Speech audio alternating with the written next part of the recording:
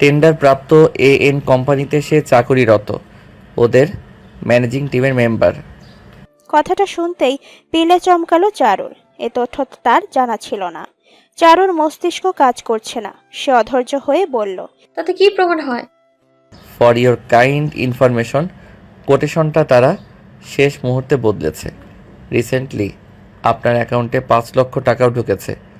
এবার কি ব্যাখ্যা করবেন? সেই টাকাটা আমার বাগদত্তাই রেখেছে। এই শুক্রবারে আমাদের বিয়ে, দেনমোহরের টাকা সে আমার অ্যাকাউন্টে এখনই দিয়েছে। কত মিথ্যে বলবেন আপনি? চিৎকার করে উঠল শ্রাবণ। তার চিৎকারে চারুর সাথে সাথে শান্ত বদ্ধ ঘরটাও কেঁপে উঠল। নিস্তব্ধতাকে চূর্ণ বিচূর্ণ করে বলল, you could have told me if you needed money. আমার সাথে ধোঁকাবাজি কেন করতে গেলেন? এই টেন্ডারের পেছনে আমাদের পুরো কোম্পানির কত পরিশ্রম ছিল। 1 মাস ধরে আমরা এই টেন্ডারের জন্য কাজ করছি, না জানি কতবার মিটিং করেছি। আর আপনি এএন কোম্পানি এভরি ম্যাটেরিয়ালের পার ইউনিটে আমাদের থেকে 1 টাকা কম রেখেছে। আপনি এবার আমাকে বোঝান, এটা কোইন্সিডেন্স কি করে হয়? তারা ঠিক ফাইনাল সময়ের আগে নিজেদের কোটেশন বদলালো, আর ঠিক আগের দিন আপনি তাদের ম্যানেজিং টিমের একজনের সাথে আপনি মিট করেছেন। টেন্ডারের দিন বিকালে আমার অ্যাকাউন্টে টাকা ঢুকছে। সব কোইন্সিডেন্স। আপনি আমার ভুল বুঝছেন, আমি কিছু করিনি। ওকে, আমি আপনাকে 3 দিন সময় দিচ্ছি। আপনি নিজেকে নির্দোষ প্রমাণ করতে পারলে I will forgive you, but যদি না পারেন তবে জালিয়াতি শাস্তি পেতে প্রস্তুত থাকবেন। চারুর মাথায় আকাশ ভেঙে পড়ল যেন। মাথা কেমন ফাঁকা ফাঁকা লাগছে। তরতর করে ঘামছে সে। চাকরিটা চলে গেলে কি হবে, সেই অনিশ্চিত ভবিষ্যতের কথা ভাবতেই ঝিমিয়ে আসছে তার হাত পা। তার কাছে প্রমাণ নেই যে সে জালিয়াতি করেনি, অথচ শ্রাবণের কাছে যথেষ্ট কারণ আছে তাকে অবিশ্বাস করার। শ্রাবণের ক্রূর নয়নে শুধু নিজের প্রতি অবিশ্বাসী দেখতে পেল যেন চারু। নতমস্তকে বেরিয়ে গেল ঘর থেকে। 3 দিনে কি করে নিজেকে নির্দোষ প্রমাণ করবে সে? ছাদের কোণায় দাঁড়িয়ে আছে চারু। মনটা বড্ড অশান্ত। আকাশে মেঘ জমেছে, বাতাস ছেড়েছে। একটু পর ধরিত্রী ভিজে যাবে অসময়ের বর্ষণে, অথচ চারু নিরুত্তাপ। অফিস থেকে ফিরেছে 7টা নাগাদ। গোসল করেছে অনেক সময় ধরে। মা খেতে বললেও তার ক্ষুধা নেই। বাড়িতে ফুপুরা এসেছে। আগামী শুক্রবার বিয়ে। বিয়ের আয়োজন পুরোদমে চলছে, অথচ চারুর কিছু ভালো লাগছে না। রুশানের সাথে যোগাযোগ হচ্ছে না। সে ফোন ধরছে না। হাতে সময় মাত্র 72 ঘন্টা। সে নিজেকে কি করে নির্দোষ প্রমাণ করবে, কিছুই মাথায় আসছে না। রুশান যখন তার অ্যাকাউন্টে 5 লাখ টাকা দিয়েছিল তখনই নিষেধ করা হয়েছিল। দেনমোহরের টাকা পরে দিলেও সমস্যা ছিল না। চারু আবার ফোন দিল রুশানকে। এবার ফোন ধরল সে। সাথে সাথেই চারু চোটে প্রশ্ন করল, কোথায় ছিলে তুমি? কখন থেকে ফোন করছি আমি তোমায়। ওপাশ থেকে নিস্পৃহ স্বর। ব্যস্ত ছিলাম, সামনে বিয়ে, কাজের কি অভাব আছে? বলো কি করবে? তুমি কোথায় এখন? রুশান চুপ করে গেল। আশেপাশে শোরগোল শোনা যাচ্ছে। রোশান একরোখা স্বরে বলল, কি কাজ সেটা বলো। রুশান, আমি মস্ত বড় বিপদে পড়ে গেছি তোমার বন্ধু আর তোমার জন্য। আমার চাকরি নিয়ে টানাটানি হচ্ছে। আমার উপর জালিয়াতি মামলা অবধি হতে পারে। কি বলছো এসব? আমি ঠিক বলছি। বসের ধারণা আমি কোটেশন লিক করেছি। এর বিনিময়ে আমি তাদের থেকে টাকাও খেয়েছি। আমার কিচ্ছু মাথায় ঢুকছে না। Please help me out. আমার ইনোসেন্সে কোনো প্রমাণ নেই আমার কাছে। তোমার বন্ধু সৌরভ যে টেন্ডার প্রাপ্ত কোম্পানিতে চাকরি করে সেটা তো আমি জানতাম না। কি করে জানবো আমি এটা? তুমি প্লিজ সৌরভের সাথে আমাকে কন্ট্যাক্ট করার ব্যবস্থা করে দাও। একমাত্র ওই আমায় হেল্প করতে পারবে। চারুর কণ্ঠ ধরে আসছে। কথা গোছাতে কষ্ট হচ্ছে। মাথা কাজ করছে না একেবারেই। ওপাশের মানুষটিকে চিন্তিত লাগলো না, বরং নিরুত্তাপ স্বরে বলল, আচ্ছা, দেখছি কি করা যায়। দেখছি মানে কি? You have to do something. Shraban Talukdar আমার ছেড়ে দেবেন না। ওনার জায়গায় আমি হলে আমিও এমন স্টেপ নিতাম। একটা র্যাটকে তো আর কোম্পানিতে রাখা যায় না। Please Rushan, do something. এখানে আমি কি করতে পারি চারু? মানে কি? আমি এত বড় ঝামেলায় পড়েছি আর তুমি বলছো আমি কি করতে পারি? এখানে আমার মান সম্মানের ব্যাপার। বিনা দোষে আমার চাকরি যাবে, আমার উপর মামলা হতে পারে। You know how corporate works. তুমি এতটা গা ছাড়া ভাব কি করে দিচ্ছ? সব কিন্তু তোমারই বন্ধু। সেদিন তুমি জোর না করলে আমি কখনোই যেতাম না। তুমি নিজের কেয়ারলেস পোনার দায়ভার আমার উপর চাপাচ্ছ? সিরিয়াসলি চারু? চারু স্তব্ধ হয়ে গেল। রুশানের এমন আচরণ অকল্পনীয় ছিল। বিশাল বড় ধাক্কা লাগবে যেন। ওপাশ থেকে রোষ মিশ্রিত স্বর কিঞ্চিত নরম হলো। রুশান একটু থেমে বলল, সরি চারু, আসলে আমি অনেক প্রেশারে আছি। প্লিজ মাইন্ড করো না, আমি সৌরভের সাথে কথা বলছি, ডোন্ট ওয়ারি। চারু উত্তর দিল না। রুশান আবার বলল, সরি চারু, আমি বুঝতে পারছি তোমার অবস্থা, একটু সবুর করো, আমি সবরের সাথে কথা বলে তোমাকে জানাচ্ছি। রুশান ফোন কেটে দিল। চারু এখনো পুতুলের মতো দাঁড়িয়ে রয়েছে। মনটা কেমন ঝিমিয়ে এসেছে। নিজেকে বড্ড অসহায় লাগছে। মনে হচ্ছে একটা শক্ত কাঁধ যদি তার পাশে থাকতো তাহলে হয়তো এতটা অসহায় লাগতো না। চারু সর্বদা আত্মনির্ভরশীল মেয়ে। পৃথিবীতে তুমি একা এসেছো, যাওয়ার সময়ও তোমাকে একাই যেতে হবে। পুলসিরাত একা পার হতে হবে। কবরের প্রশ্নের সম্মুখীন একাই হতে হবে। তাহলে অন্যের উপর ভরসা করে কী লাভ? অথচ আজ মনে হচ্ছে একজন মানুষ খুব প্রয়োজন। যখন মন ঝিমিয়ে আসবে, নিজের উপর বিশ্বাস হারিয়ে যাবে, সব দিক অন্ধকার হয়ে যাবে, সেই মানুষটি বলবে, আমি আছি। শ্রাবণের সামনে যেতেও লজ্জা লাগছে যেন চারুর। কোনো এক অজানা কারণে নিজেকে দোষী মেনে নিয়েছে সে। কারণ তার কাছে নিজেকে নির্দোষ প্রমাণ করার কোনো উপায় নেই। সৌরভ অফিসের কাজে চট্টগ্রাম গিয়েছে বলে জানিয়েছে রুশান। কোনো উপায়ে সৌরভের সাথে যোগাযোগ করতে পারছে না চারু। ফেসবুক, ইনস্টাগ্রাম কোনো স্থানে সে নেই। দুদিন চলে গেছে চোখের পলকে। আজ তৃতীয় দিন। চারু নতমস্তক শ্রাবণের সামনে গেল। টেবিলে একটি খাম রাখলো। শ্রাবণ চোখ তুলে পূর্ণ দৃষ্টিতে তার দিকে তাকালো। গম্ভীর স্বরে বলল, এটা কি মিস মেহনাজ? আমার রেজিগনেশন লেটার। হোয়াট? চারু ধরাস্বরে বলল, আমি কোনো দোষ করিনি স্যার, কিন্তু নিজেকে নির্দোষ প্রমাণ করার কোনো ওয়ে আমার নেই। 5 লক্ষ টাকাটা সত্যি আমার বাগদত্তাই দিয়েছে আমায়। এই যে ব্যাংক স্টেটমেন্ট, এটা আমার বাগদত্তার অ্যাকাউন্ট। সৌরভকে আমি সেই দিনই কেবল দেখেছিলাম। ও এখন চট্টগ্রামে, নয়তো আমি ওর সাথে কথা বলে সব সর্ট আউট করে নিতাম। আমি কোম্পানি থেকে লোন করেছি, আমার চাকরি এখনো মেয়াদ ফুরায়নি। আমাকে জরিমানা দিতে হবে, আমি কষ্ট করে হলেও দিয়ে দিব। শুধু প্লিজ আমার নামে মামলা দেবেন না। আমি জানি আমি অহেতুক আবদার করছি, কিন্তু দয়া করে আমার নামে মামলা দেবেন না। শ্রাবণ স্থির দৃষ্টিতে চেয়ে রইল। চারু ফুপিয়ে ফুপিয়ে কাঁদছে। তার চোখের কাজল লেপটে গেছে। কথা দলা পাকিয়ে যাচ্ছে। নাক টানছে একটু পরপর। শ্রাবণের দৃষ্টি নরম হলো। চেয়ার ছেড়ে তার সামনে দাঁড়ালো। একটি রুমাল এগিয়ে দিয়ে বলল, you know miss Mehnaz, you are a downright foolish one. Charu ফেলফেলিয়ে চেয়ে রইল। রুমালটা সে নিল না। শ্রাবণ তার হাতে রুমালটা দিয়ে বলল, চোখ মুছুন, বিশ্রী লাগছে আপনাকে।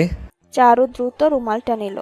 শ্রাবণ নির্বিকার চিত্তে তাকিয়ে রইল।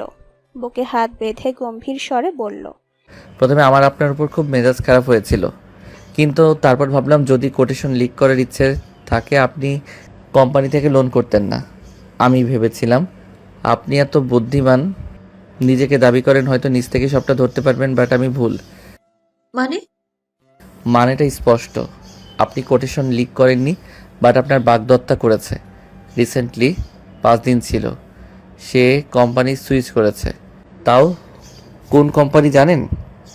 চারু হতবম্বের মতো তাকিয়ে রয়েছে। মুখে কোনো কথা নেই। শ্রাবণ তার মোবাইলটা চারুর সম্মুখে ধরল।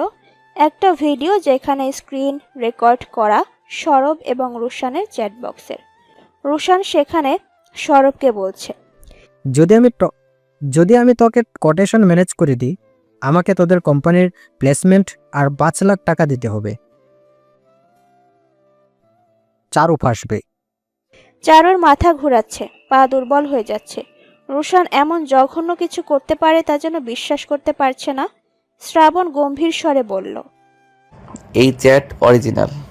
অ্যাকচুয়ালি আমার এক বন্ধু একটা স্প্যাম লিঙ্কের মাধ্যমে সৌরভের মোবাইলে অ্যাক্সেস নেয়।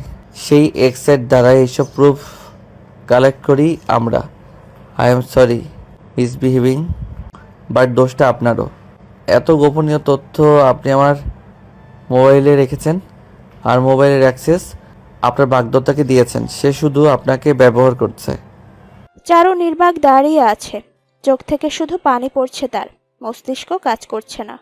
রুশান কি করে পারলো তাকে ঠকাতে? চারু পাথরের মতো দাঁড়িয়ে রইল কিছু সময়। তাকে বিধ্বস্তের মতো লাগছে। শ্রাবণ তাই ধীর স্বরে বলল, আমার মনে হয় আপনার নিজের বাগদত্তার সাথে কথা বলা উচিত। দিনের আলো শুষে গিয়ে নিকষ আলো আধার নেমেছে ধরণীতে। একটা ক্লাবের সামনে দাঁড়িয়ে আছে চারু। রুশানকে খুঁজতে তার নতুন অফিসে গিয়েছিল, কিন্তু দারোয়ান জানিয়েছে সবাই চলে গেছে। রুশানের বাসায় ফোন করাতে তার ছোট ভাই ধরেছে। সে জানিয়েছে রুশান তার বন্ধুদের সাথে আছে। রুশান ফোন ধরছে না। রুশান ভাইয়ের কাছ থেকে এক বন্ধুর নাম্বারও চেয়ে নিয়েছে। বন্ধুকে ফোন দেওয়াতে সে রুশান তার সাথে নেই, হয়তো ক্লাবে আছে। রুশান প্রায় ক্লাবে যায়। রুশান ক্লাবে যায় ব্যাপারটা একেবারেই অজানা ছিল চারুর। পাগল পাগল লাগছে নিজেকে। রুশানকে একেবারে অচেনা একটা মানুষ লাগছে যেন। আর কত সত্য আছে যা চারু জানে না। ক্লাবে প্রবেশ করবে কিনা দ্বিধায় মন পিষছে। এমন জায়গায় এই প্রথম এসেছে চারু, কেমন অস্বস্তি লাগছে। তবুও রুশানের মুখোমুখি সে হবে। রুশান তাকে কিভাবে ঠকালো? বিশ্বাস কি এতটাই ঠুনকো? ইচ্ছে হলো ভেঙে দিলাম। তাই অস্বস্তিগুলো গিলেই প্রবেশ করলো সে। জোরে গান চলছে, মানুষ পাগলের মতো নাচছে। সীসার গন্ধে গমগম করছে জায়গাটা। মাতাল অর্ধমাতাল মানুষগুলোর ভিড় ঠেলে খুঁজতে লাগলো সে রুশানকে। লাগাতার তাকে ফোন করছে চারু, অথচ সে ফোন তুলছে না। ক্লাবে তন্ন তন্ন খোঁজার এক মুহূর্তে পা আটকে গেল চারুর। রুশান এক কোনায় সোফায় বসে রয়েছে। সে একা নয়, একটি মেয়ে তার সাথে রয়েছে। তারা অসম্ভব ঘনিষ্ঠভাবে বসে রয়েছে। চারুর পা চলতে চাইছে না। তার স্থির দৃষ্টি দেখছে রুশানকে।